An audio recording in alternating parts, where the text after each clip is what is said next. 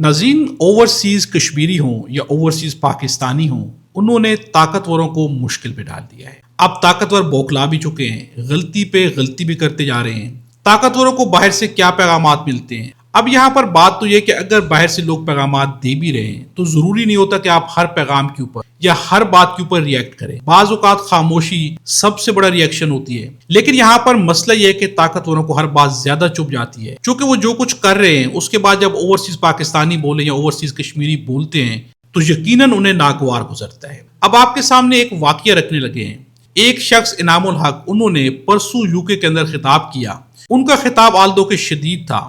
उन्होंने ये भी कहा कि आईएसआई वाले मेरे घर में बैठे हुए हैं और मेरे खानदान को हिरासा कर रहे हैं, लेकिन मैं अपनी बात से एक इंच भी पीछे नहीं हटूंगा। उसके अलावा एक खिताब में उन्होंने कुछ धमकियां भी लगाई हैं। उनके भाई ये खिताब सुना रहे हैं। अब इसके बाद हुआ क्या है? इसके बाद हुआ यह कि आईएसआई ने इनामुल हक के भाई से एक वीडियो पैगाम रिकॉर्ड करवाया, यानी कि उनके घर पर पहुंचे और वहां से उनसे एक वीडियो पैगाम रिकॉर्ड करवाया गया जिसमें कहा गया है कि वो अपने भाई से लातल्की का इजहार करें और उन्हें कसूरवार ठहराएं। उसके बाद उनके भाई ने यह पैगाम रिकॉर्ड किया। अब उन्होंने क्या गुफ्तगू की है, आपको ये गुफ्तगू सुनाते हैं। बिस्मिल्लाहिर्रहमानिर्रहीम। मेरा नाम इकरामुल हक है, चकसवाली जिला मीरपुर का रिहायशी हूँ।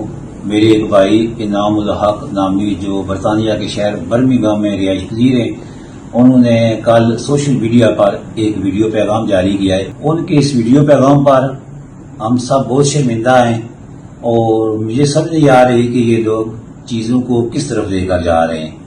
मेरे भाई ने जो बयान में कहा है कि हम अदालतें जलाने की, थाने जलाने की, लोगों के घरों को जलाने की बात की है, वो हम सब पर बहुत नागवार गुजरी है।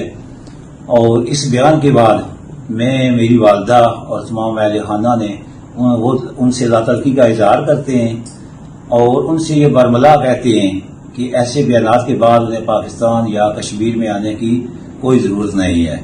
और इसके अलावा दीगर दोस्तों, बुजुर्गों और सरकारी मुलाजमीन से जिनके कुछ दोस्त, अजीज, रिश्तेदार कल अदम एक्शन कमेटी में शामिल है, उनसे ये गुजारिश करूंगा कि वो उन्हें इससे दूर रखने की काविशें करें, क्योंकि अवामी हकूक़ की बात करना बुरी बात नहीं है, लेकिन लोगों को बगावत पर उकसाना इंतहाई जो है ना वो बुरी बात है। लिहाजा नौजवानों को इससे बात रखने के लिए अपना किरदार अदा करें। बहुत शुक्रिया, थैंक यू।